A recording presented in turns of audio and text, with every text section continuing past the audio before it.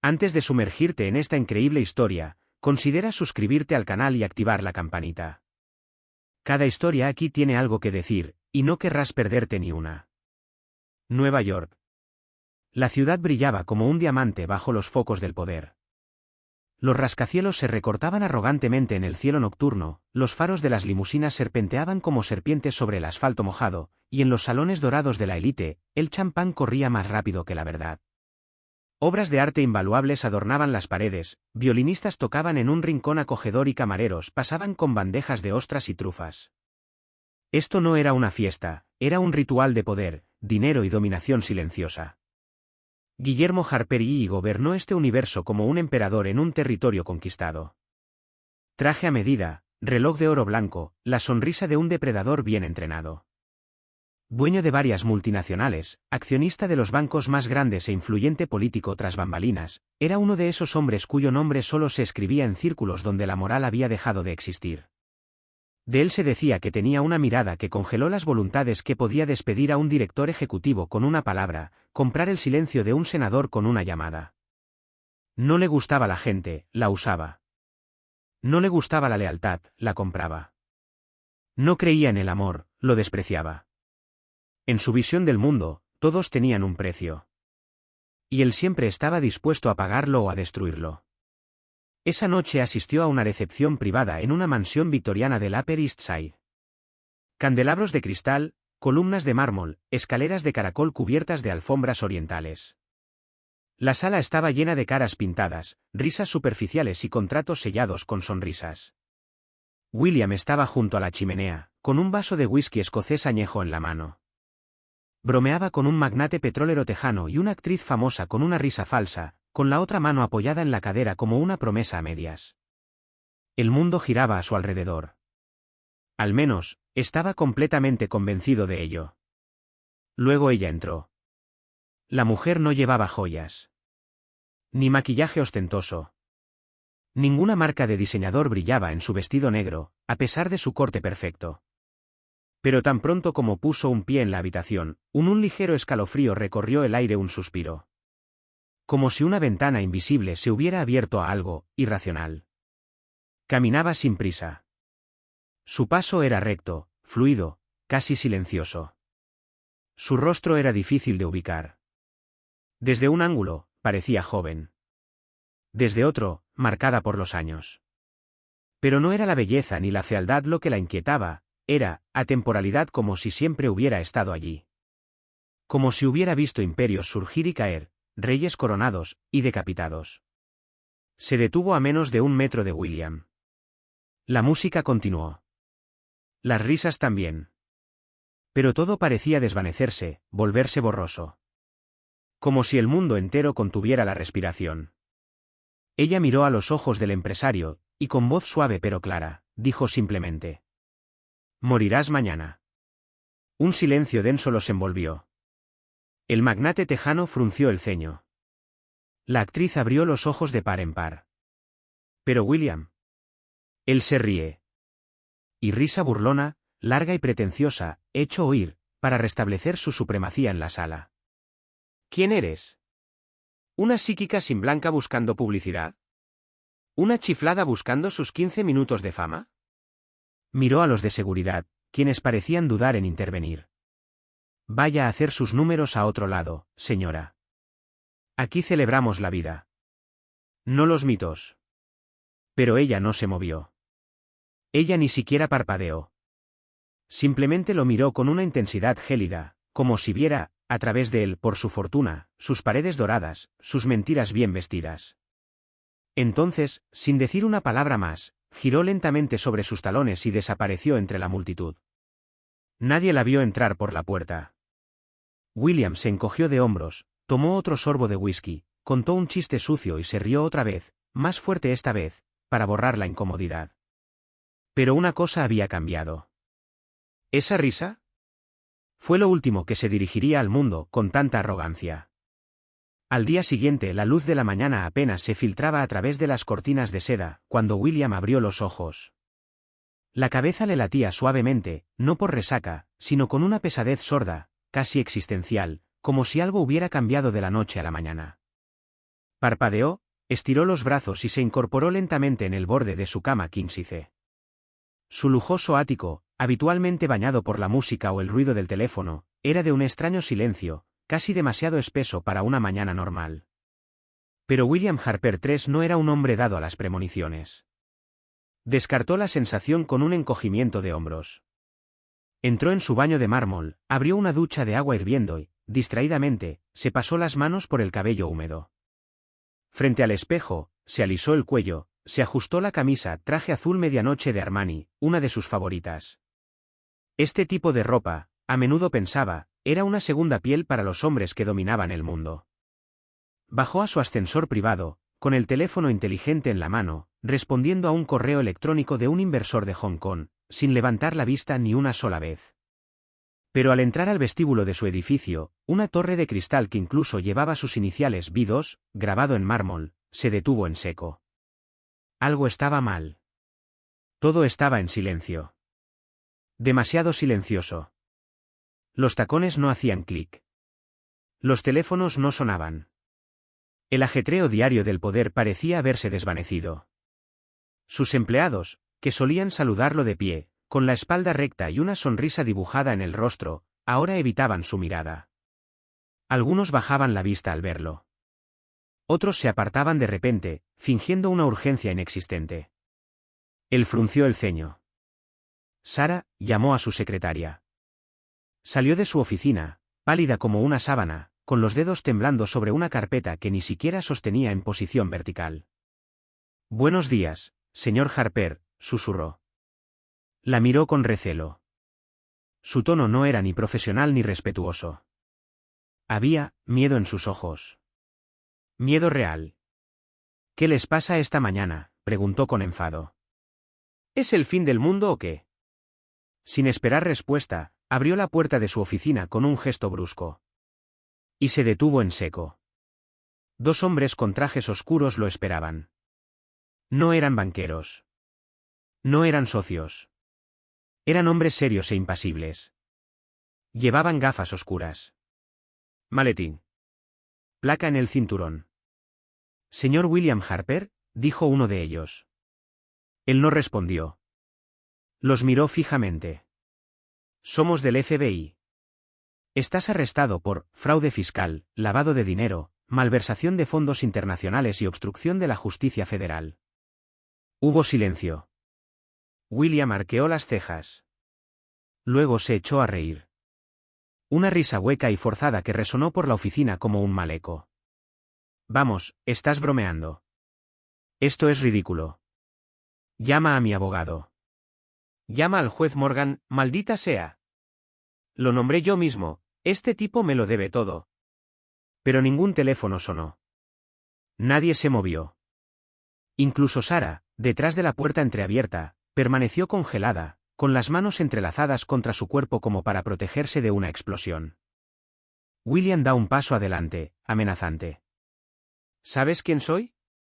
¿De verdad crees que puedes entrar aquí y manchar mi nombre sin consecuencias?». Pero los dos oficiales no reaccionaron. Se acercaron con calma. Entonces, la ola de frío de las esposas resuena.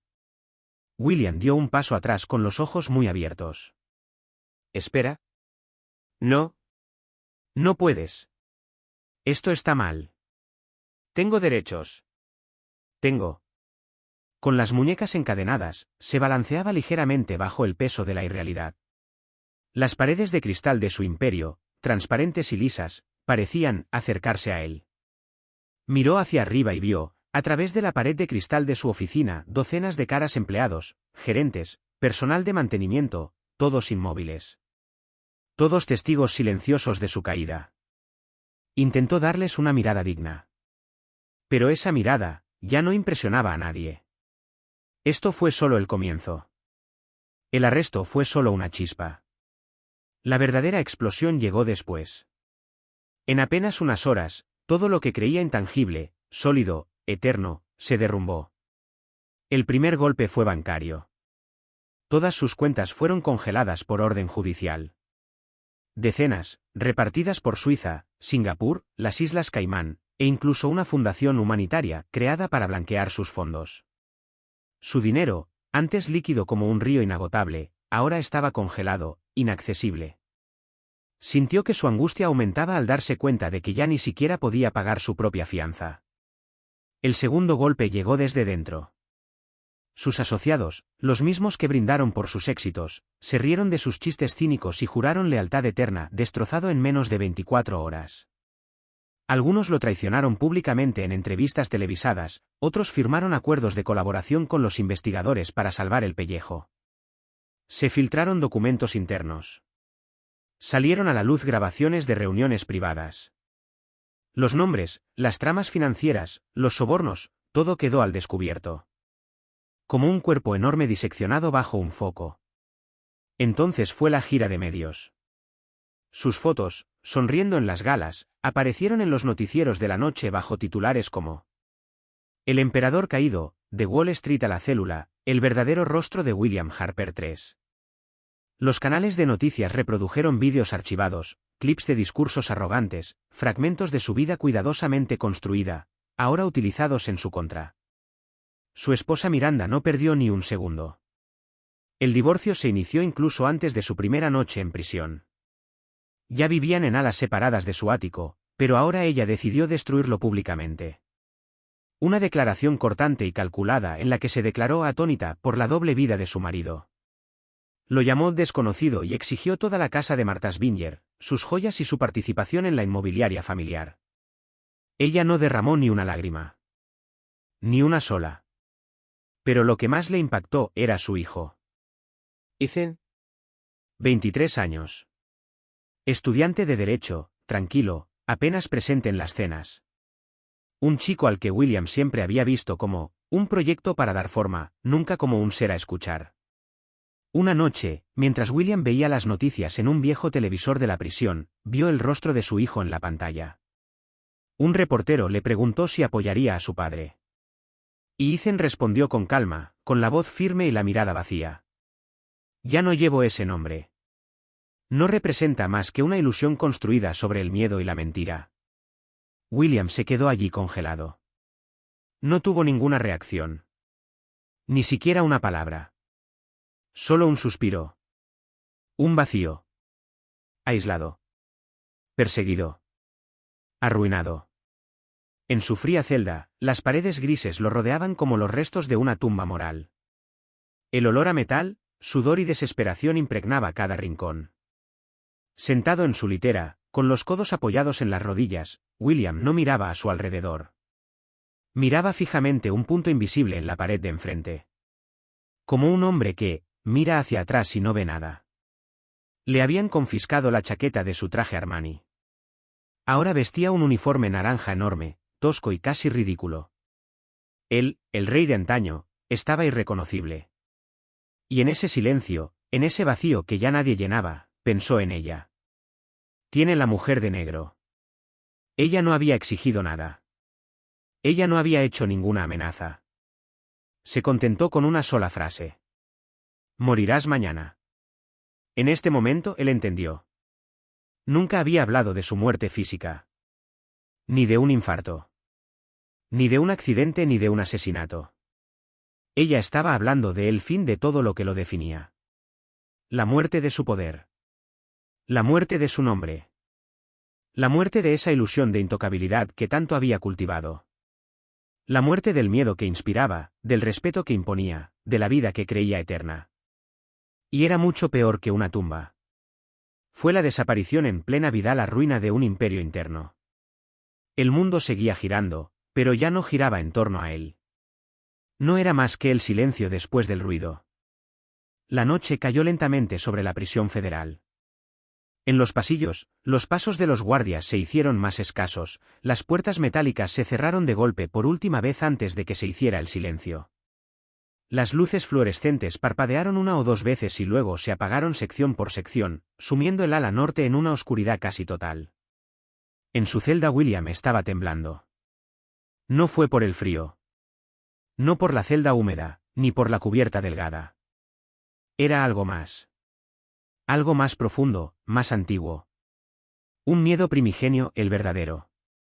Aquel del que ni siquiera los hombres más poderosos pueden escapar. Se sentó lentamente en el borde de su litera, con las manos entrelazadas, como para protegerse de sus propios recuerdos. Había pasado todo el día repasando escenas de su vida. Las decisiones. Los silencios. Las traiciones. Se vio de nuevo como un joven, ávido de éxito, brillante pero impaciente. Recordó a esta mujer Emma, que creyó en él, que lo amó antes de que fuera alguien.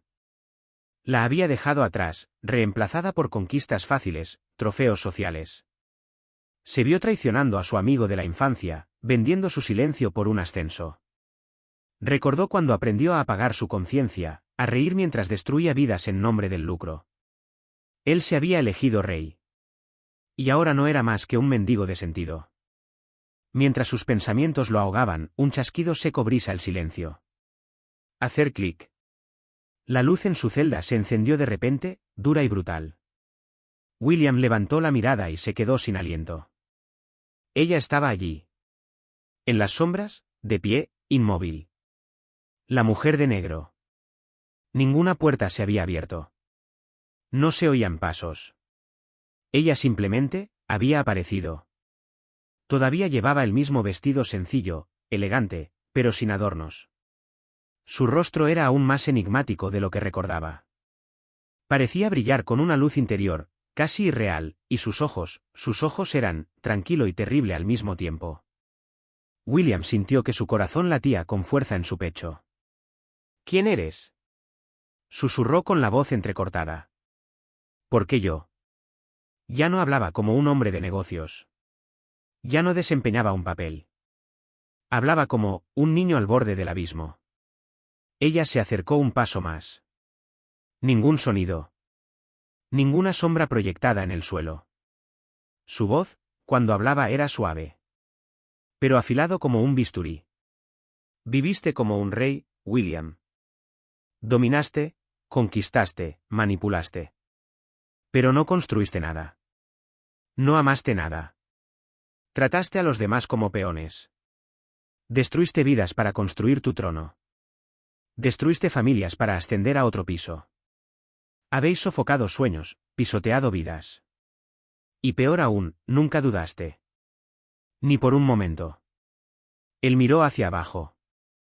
Un escalofrío le recorrió el cuello. Le temblaban las manos. Te lo ruego, susurró. Ayúdame. Haré lo que sea para cambiar. Lo que sea. Dame otra oportunidad. No quiero que este sea el final. Ella se acercó. Ahora estaban a solo 1 metro de distancia. William la miró lentamente. Buscó en su mirada lástima, un rastro de compasión. Pero ella no levantó la voz. Ella no gritó. Ella simplemente dice, como si fuera obvio. No es mío que debemos pedir perdón. Un silencio vertiginoso cayó sobre la celda. ¿Y entonces de quién?, preguntó con lágrimas en los ojos. Pero ella no respondió. Ella lo miró una última vez. Durante un largo rato. Como si le pesara el alma. Entonces, sin mover los labios, ella desapareció. Ella no se desmaya. Ella no se evaporó. Ella ya no estaba allí, sencillamente. Como si el mundo hubiera dejado de incluirlo. William resta solo. Sentado. Espalda encorvada. El rostro bañado en lágrimas silenciosas. Ya no temblaba. El miedo había dado paso a una forma de un vacío aún más doloroso que el miedo. Por primera vez comprendió que no podía comprarse la redención. No con dinero. No con promesas. Y que algunas deudas no se pueden pagar con palabras. Unos años después, en un pequeño y tranquilo pueblo de Pensilvania, el viento otoñal traía consigo el aroma de hojas secas y recuerdos olvidados. Un anciano barría el suelo de un modesto centro comunitario, situado en una esquina que nadie veía. Sus gestos eran lentos pero precisos, imbuidos de genuina humildad. Se llamaba William. Los niños que corrían a su alrededor desconocían su pasado. Para ellos, era simplemente el señor William, el que ayudaba a servir sopa caliente en los días fríos, el que reparaba con paciencia los juguetes rotos, el que contaba las historias más hermosas como si las hubiera vivido. Nadie sabía que una vez gobernó imperios, que su nombre había sido grabado con letras de oro en las fachadas de los edificios más prestigiosos. Ese nombre, William Harper III, había desaparecido de los periódicos, de sus memorias e incluso de sus propios labios. Ahora era solo un hombre más. Un hombre que había vuelto a lo esencial. Una tarde de invierno, mientras el sol se ponía lentamente, una mujer entró en el centro. Llevaba un vestido negro, sencillo pero elegante. No había cambiado. Su mirada seguía tan profunda y penetrante como siempre, como si pudiera ver a través del tiempo y la humanidad. Los niños dejaron de jugar por un momento, fascinados sin entender por qué. Se hizo el silencio. William levantó la vista. La reconoció al instante. No se sorprendió. No tembló. No apartó la mirada. Simplemente asintió, como quien reconoce una vieja verdad. La mujer se acercó lentamente, con una leve sonrisa en los labios. No había nada aterrador en ella, nada cruel. Era tranquila, casi gentil. Pero aún albergaba ese misterio insondable. Por fin estás vivo, dijo simplemente. Y en esas palabras, lo había todo. Juicio. Perdón. Reconocimiento de un camino recorrido. William no respondió. No hacía falta. Todo estaba dicho. Todo estaba entendido. Entonces ella giró sobre sus talones y se alejó sin hacer ruido. Esta vez, él nunca la volvió a ver. El mundo olvidó a William Harper III, el magnate, el titán financiero, el hombre cuyo nombre hacía temblar a los poderosos. No quedó de él ninguna estatua, ningún rascacielos, ninguna biografía. Pero en el discreto vestíbulo del centro comunitario, junto a un banco de madera donde a los niños les encantaba sentarse a escuchar cuentos, se colocó una pequeña placa, discreta pero sincera. En memoria de quien lo perdió todo. Y que finalmente lo entendió. Y a veces los mayores susurraban que antes de morir, este hombre les había enseñado lo más importante. Que es mejor ser olvidado, pero haber amado y ayudado. Ese famoso, pero solo en su imperio del vidrio.